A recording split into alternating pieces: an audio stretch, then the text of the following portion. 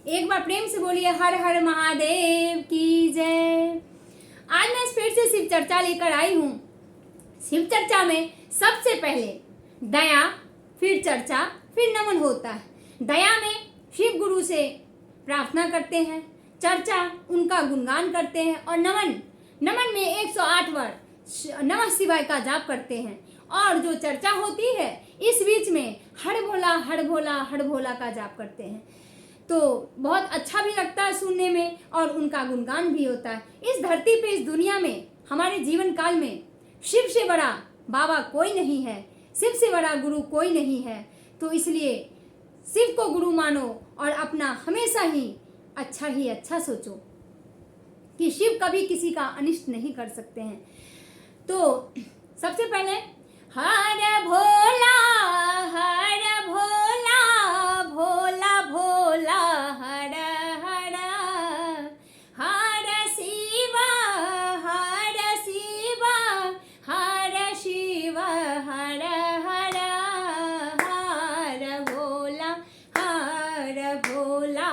भोला भोला हर हर हर शिव शिव शिव शिव हर हर हर भोला भोला भोला भोला हर हर।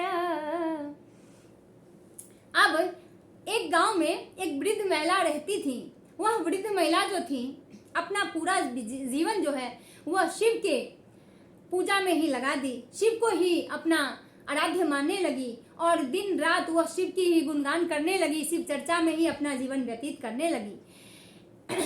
उनकी 3 बहुएं थी, तीनों ही बहुएं कुविचार की थी। वह निर्गुण थी, उनमें कोई गुण नहीं था। दिन रात घर में कलह कलेश करती रहती थी। पर यह वृद्ध महिला जो थी, उस बहुओं की सास जो थी, वह बहुत ही अच्छी और पूजा पाठ में विश्वास रखने वाली थी। वह सुबह उठकर ही अपना नित्य क्रियाक्रम से निवृत्त हो जाती थी और मंदिर को जाती थी। नित्य प्रतिदिन वह शिव चर्चा मंदिर में करने जाती थी, सुनने जाती थी, शिव को जल चढ़ाती थी, शिव को आराधना करती थी, वहां जाकर पूजा पाठ करती थी। उसके बाद वह घर आकर बहुएं अगर सुकून से कुछ 2 रोटियां अगर बूढ़ी माता को दे दिया तो बूढ़ी माता वह उसे ग्रहण कर खा करके और गाय का चारा लेने करके के लिए खेत में चली जाती थी। जन मजदूर का भी काम करती थी बूढ़ी माता इस उम्र में भी, क्योंकि उनकी बहुएं बहुत ही दुर्व्यवहार करती थी उनके साथ। घर में कलह कलेश, मार पीट, लड़ाई झगड़ा ही करती रहती थी। उनके घर में सुख शांति नहीं था। इसलिए बूढ़ी माता दिन रात अपने शिव को, इष्ट देव को पूजा करती रहती थी कि हे इष्ट देव, हे देवता, मेरे घर में शांति दे दो, इनको सद्बुद्धि दे दो।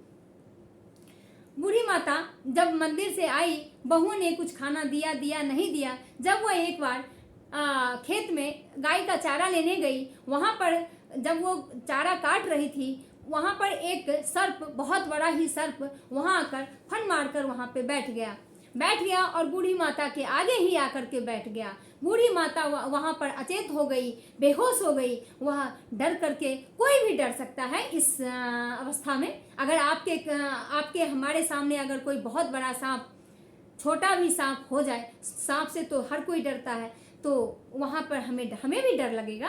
तो बूढ़ी माता वहां बेहोश हो गई। कुछ देर बाद बूढ़ी माता को जब होश हुआ, तब फिर उठकर देखती हैं कि वहां फिर से वह सर्प उसी अवस्था में कुंडली मारकर, फन मारकर वहां बैठा हुआ है। बूढ़ी माता भागने लगी, पर वह सर्प वहां उन्हें माँ माँ कहकर उनका पीछा किया और कहने लगा, माँ माँ माँ, तुम मेरे से डरो मत माँ, मैं तुम्हारा पुत्र हूँ। बूढ़ी माता ने हाथ जोड़कर कहा, अरे सर्प, तुम मेरे पुत्र कैसे हो सकते हो? मैंने तो 3 पुत्र को जन्म दिया और तीनों बहुएं मेरे घर पर दिन रात कलह कलेश करती रहती है, दुर्व्यवहार करती है मेरे साथ। हमारे तो 3 ही बेटे हैं, तुम मेरे पुत्र कैसे हो सकते हो? और तुम तो सर्प योनि के हो, तुम तो सर्प हो, तुम मेरे पुत्र कैसे हो सकते हो? सर्प ने कहा, माँ, मैं तुम्हें सारी कथा बताऊंगा, पर मैं बहुत भूखा हूँ माँ, मेरे लिए कुछ भोजन दे दे माँ। बूढ़ी माता ने कहा, मुझे खुद नित्य प्रतिदिन भोजन नहीं मिल पाता, और मैं तुम्हें कहाँ से भोजन दूंगी। उस सर्प ने कहा, माँ देख ले माँ, कुछ भी हो, मैं बहुत व्याकुल हूँ, मैं भूख से तड़प रहा हूँ माँ, तुम मुझे कुछ भोजन करा दे, ना हो तो थोड़ी सी दूध ही दे दे माँ, मुझे मेरा दूध बहुत प्रिय है, तो फिर मैं तुम्हें सारी कथा बताऊं अपनी जीवन की। बुढ़िया को तरस आ गया, क्योंकि एक माँ थी, वह भी माँ थी और सर्प भी किसी का संतान ही था। वह उसने सर्प ने उस बुढ़िया को माँ कहा था, और माँ का दर्जा तो सबसे ऊपर होता है। तो उस बुढ़िया ने अपने दया से, अपने ममता रूपी हृदय से वो घर गई और घर जाकर अपनी बहुओं से कहा कि आज मुझे एक सर्प मिला था, वह बहुत भूखा है, वह कुछ भोजन के लिए मेरे से कह रहा है, कुछ मुझे भोजन दे दो, मैं उस सर्प को जाकर खिला दूं। बहुओं ने कहा, बुढ़िया तेरे लिए तो मेरे घर में भोजन नहीं है और तू सर्प को भोजन कराने जा रही है। बहुओं ने कहा कि जरूर ये बुढ़िया कोई काला जादू करने वाली है। बहुओं ने कहा, हमारे पास कोई खाना नहीं है। बुढ़िया फिर दूसरे दिन चारा लेने के लिए खेत में गई। वहां वही सांप अपना फन मारकर बैठा उस बुढ़िया के इंतजार में था कि बूढ़ी माता आएंगी और मेरे लिए कुछ भोजन लाएंगी और मैं वह भोजन ग्रहण करूंगा। बूढ़ी माता कुछ नहीं लेकर के आई, क्योंकि उनकी बहुओं ने तो कुछ दिया ही नहीं। उनका ही खाना बहुत मुश्किल से मिलता है, तो सर्प के लिए क्या मिलेगा। फिर उस बूढ़ी माता ने उस सर्प से कहा, ए सर्प, मेरे पास कुछ नहीं है, मैं तुम्हें क्या दूं, मेरी बहुओं ने कुछ नहीं दिया। उसने कहा, कोई बात नहीं माँ, इतने दिनों से यदि मैं भूखा हूँ तो आज एक दिन और सही माँ, कल तुम मेरे लिए थोड़ा सा दूध ही लेके आ जाना माँ। माँ मैं बहुत भूखा हूँ माँ, मैं तड़प रहा हूँ, मैं मर जाऊंगा माँ भूख से माँ, मैंने तुम्हें माँ कहा है, तू मेरी माँ है। बुढ़िया दूसरे दिन फिर घर गई।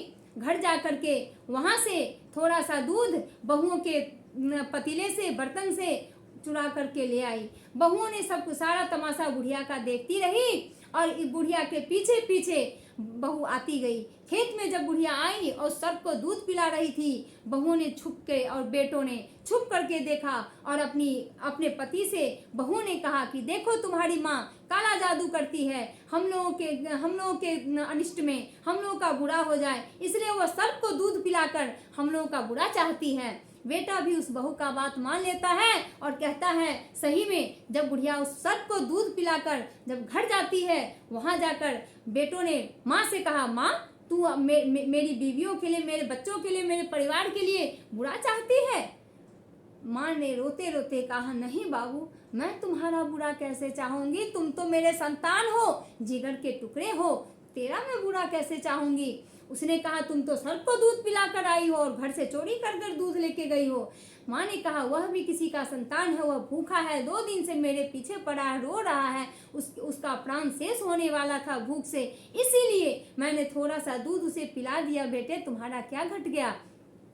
बेटों को विश्वास नहीं हुआ अपने माँ पर, क्योंकि उस कुलक्षणी बहुओं ने अपने पतियों को सिखाकर और उस बुढ़िया को, सास को घर से मार पीट कर बाहर कर दिया। बुढ़िया रोती रोती फिर उसी खेत में जाकर रो रही थी। सर्प वहां बैठा था कि माँ फिर आज मेरे लिए कुछ भोजन लेकर आएगी। उस बुढ़िया ने अपनी सारी कथा उस सर्प से कहा, अरे सर्प, तुम्हारे कारण तो मेरा घर बर्बाद हो गया, तुम्हें थोड़ा सा दूध क्या दे दिया, मेरे बच्चों ने मुझे मार पीट कर जलील करके मुझे घर से बाहर निकाल दिया, अब मैं कहाँ जाऊंगी। उस सर्प ने कहा, माँ मैंने तुझे माँ कहा है, इंसानों में इतनी ग्लानि नहीं होती, शर्म नहीं होती कि वह अपनी माँ को ही बाहर घर से निकाल दिया मार पीट कर, पर एक जानवर में, सर्प में, कीड़े मकोड़े में इतना है कि मैं तुम्हारा कर्ज अदा करूंगा माँ, तूने मुझे दूध पिलाया, तूने मेरा प्राण का रक्षा किया है।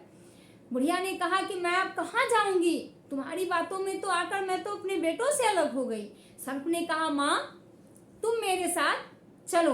बुढ़िया ने कहा, कहाँ चलूं। उसने कहा कि माँ मैं एक आश्रम में रहता था, वहाँ एक ऋषि मुनि मुझे मेरा पालन पोषण करते थे, मेरा प्राण रक्षक ऋषि मुनि करते थे, अब तो वह उनकी मृत्यु हो चुकी है, वह मर गए हैं, तो अब मैं भटक रहा हूँ, तुम माँ उसी आश्रम में चलो।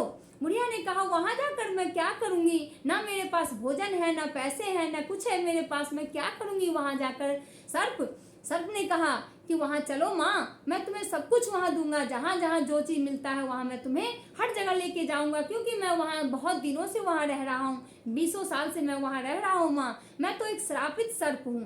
श्रापित सर्प हो? श्रापित सर्प कैसे हो?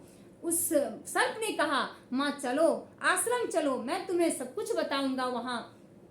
बुढ़िया उसके पीछे पीछे, सर्प के पीछे पीछे उस आश्रम जाकर देखी, अब तो मुझे बेटों ने मुझे घर से निकाल दिया है, कहीं ना कहीं तो मुझे आश्रय लेना ही पड़ेगा, कहीं ना कहीं शरण तो लेना पड़ेगा। यदि इस दुनिया में, इस संसार में मुझे जीना है तो कहीं ना कहीं आश्रय तो लेना ही पड़ेगा। चलो इसी के साथ चल पड़ती हूँ। उस बुढ़िया ने उस सर्प के साथ चल पड़ी। उस आश्रम में जाकर सर्प ने उसका डेरा दिया और वहां से सर्प जहां जहां अनाज, पानी, लकड़ी, फल जो भी मिलता था बुढ़िया को अपने साथ साथ ले गया उस सर्प ने, और बुढ़िया से कहा कि माँ तुम यहाँ से ये सब चीजें प्राप्त कर लो, ले लो, और तुम चलो अपने आश्रम में, वहां चलकर भोजन बनाओ, तुम भी करो माँ, और सुख शांति से तुम भी रहो, मैं भी तेरे साथ रहूंगा। कुछ दिन जब बीत गए तो सर्प जंगल में घूमने गया, तो बुढ़िया ने खाना बनाया और बहुत देर तक उस सर्प का इंतजार किया। अब वो सर्प आएगा, अब मेरा बेटा आएगा। अब उसने बेटा कहना शुरू कर दिया, क्योंकि कोई संतान ही और कोई माँ ही इतना प्रेम एक दूसरे से कर सकता है, कोई और नहीं।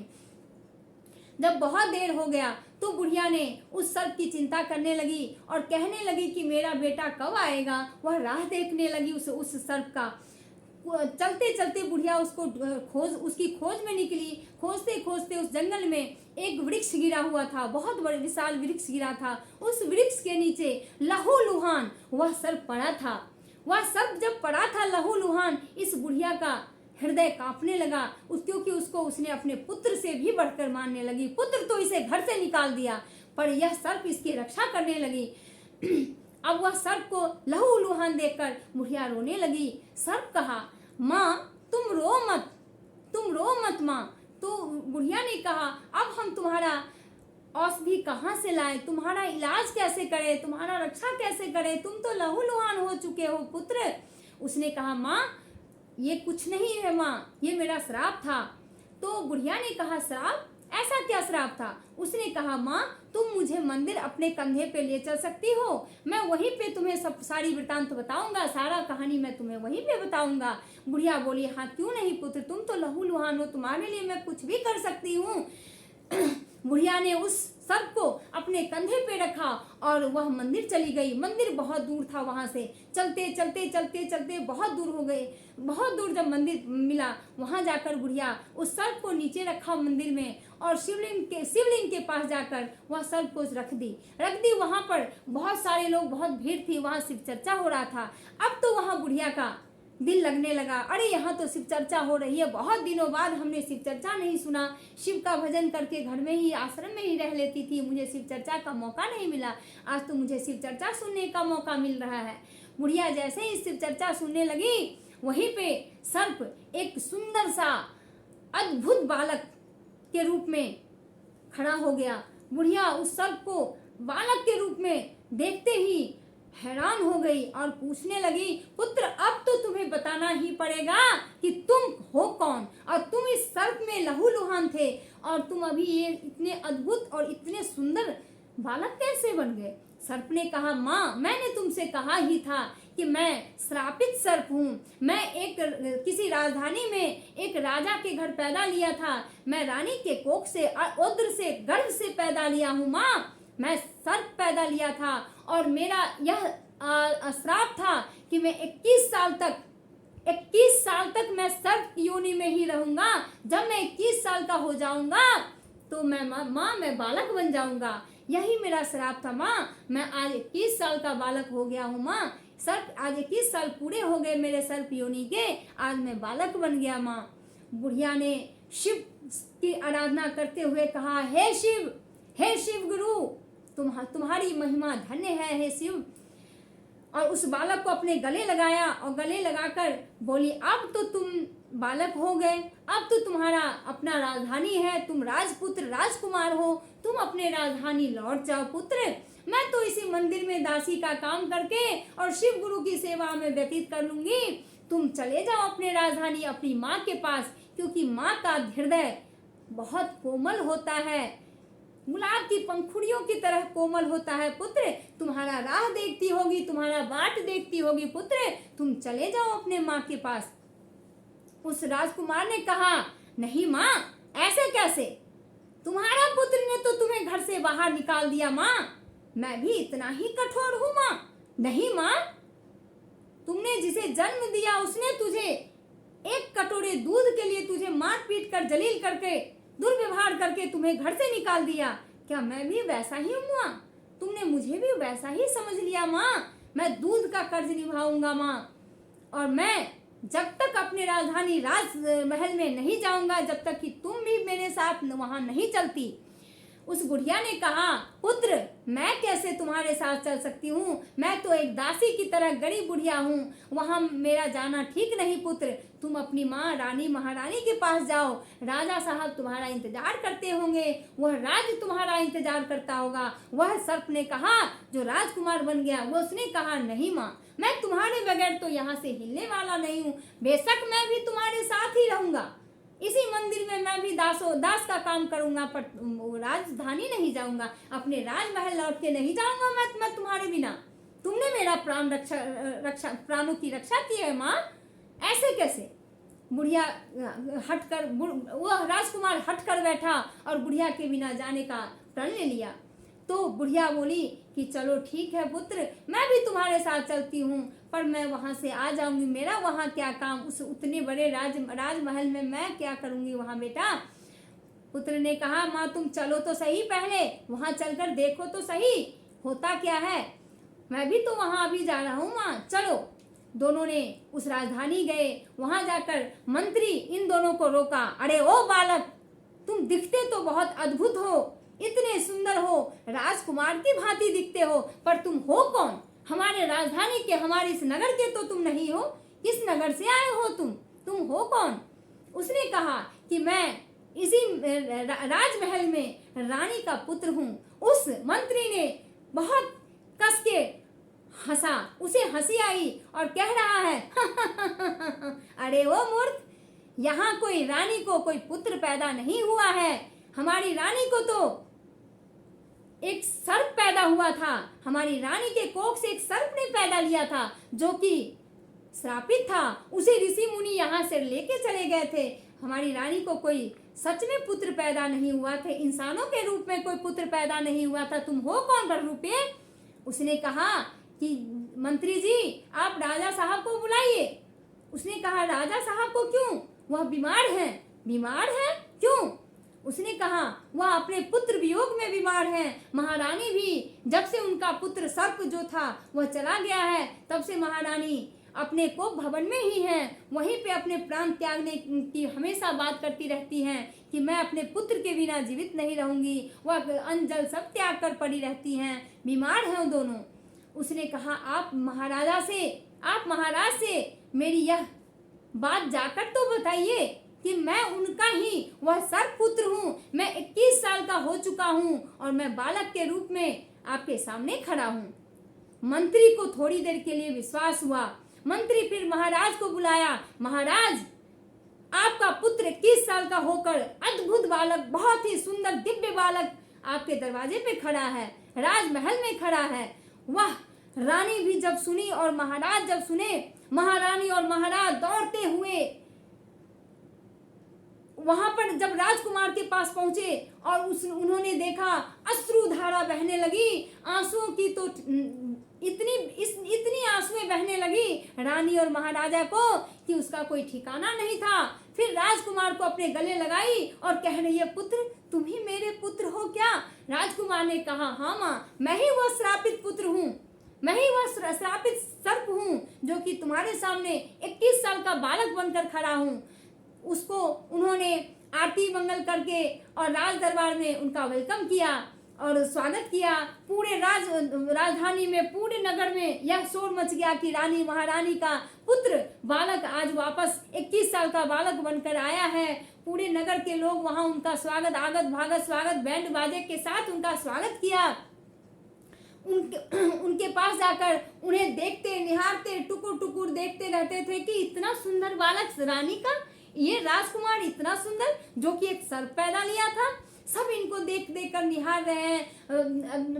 पार्टी हुआ, भोज हुआ, भात हुआ, हर्षोल्लास हुआ, नाच गान हुआ, सब कुछ हुआ, पर इस बुढ़िया को कोई पहचान नहीं रहा है। सब कह रहे हैं, बुढ़िया तू कहाँ हमारे राजमहल में चली आ रही है? चल चल चल चल चल, यहाँ कोई दासी की जरूरत नहीं है, हमारा पूरा गांव इस राजमहल के लिए दासी है, प्रजा है, तू यहाँ से चली जा। तू भी तो इस राजधानी की नहीं है, यह हमारे नगर कोट की नहीं है।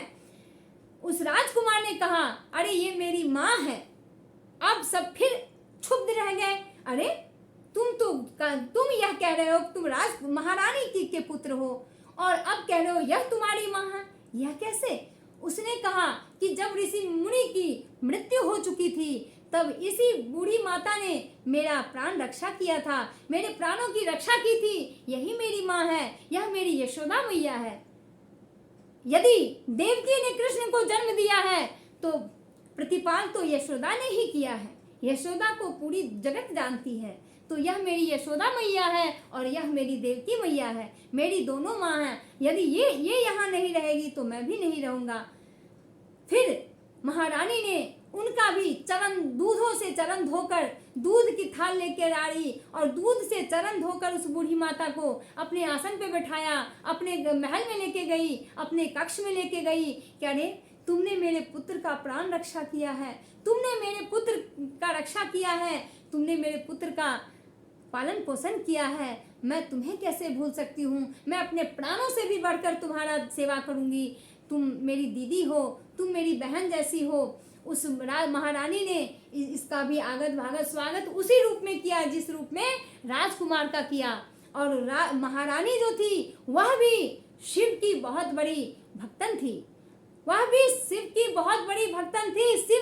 शिव का आराधना करती रहती थी, हे शिव हे शिव हे शिव, नमः शिवाय नमः शिवाय, हर भोला दिन रात वह अपने कक्ष में करती रहती थी कि कब मेरा पुत्र सर्प योनि से और राजकुमार के रूप में आएगा। हे शिव हे शिव हे शिव करती रहती थी। उसी का फल आज उस महारानी को मिला। उनका पुत्र उनके सामने आकर खड़ा हो गया, जीवित बालक खड़ा हो गया, जिसके गम में वह 21 साल पड़ी रही और शिव का आराधना करते करते ही रह गई। और उस बूढ़ी माता ने भी कुछ बहुत बड़ा पुण्य किया था, शिव शिष्या थी, इसीलिए उन्हें भी इतने बड़े कष्ट से निवारण मिला। उनकी बहुओं ने उनके साथ दुर्व्यवहार किया, मारा पीटा, घर से बाहर निकाल दिया, भोजन नहीं देती थी, सोने के लिए बिस्तर नहीं देती थी, पहनने के लिए ढंग का वस्त्र नहीं देती थी। तो वह भी शिव गुरु की बहुत बड़ी भक्तन थी, इसीलिए उन्हें भी इतने बड़े राजपाट में रहने का अवसर मिला। और यह महारानी को भी अपना सुंदर सा दिव्य बालक मिल गया 21 साल बाद, और सब अपने अपने राजपाट में रहने लगे। इसीलिए कहते हैं शिव को अपना बाबा मनाओ। शिव हैं, कहते देवों के देव महादेव हैं, तो शिव को ही क्यों ना अपना बाबा बनाओ। शिव धरती पे कोई बाबा नहीं है। कहते जब आप कोई प्लॉट खरीदने जाते हो, जमीन खरीदने जाते हो, उसमें एक मीडिएटर होता है, दलाल होता है, जो कि आपसे परसेंटेज लेगा। कहता है कि अगर तुम 25 लाख का जमीन खरीदते हो, 2% मेरा भी होगा, तो उसे भी चाहिए। और यदि आप खेत वालों से, प्लॉट वाले से डायरेक्ट प्लॉट खरीदते हो, 2 लाख का आपका बचत हो जाएगा। वही यहाँ है, किसी बाबा से बढ़कर यदि बाबा है, जो सबसे बड़ा बाबा है, वो शिव है। शिव को अपना गुरु मानो और दिन रात नमः शिवाय का जाप करो, हर भोला करो, आपका कभी अनिष्ट नहीं हो सकता। ये मेरा अपना कहना है, ये मेरा वचन है, ये मेरा मानना है। एक बार प्रेम से बोलिए हर हर महादेव।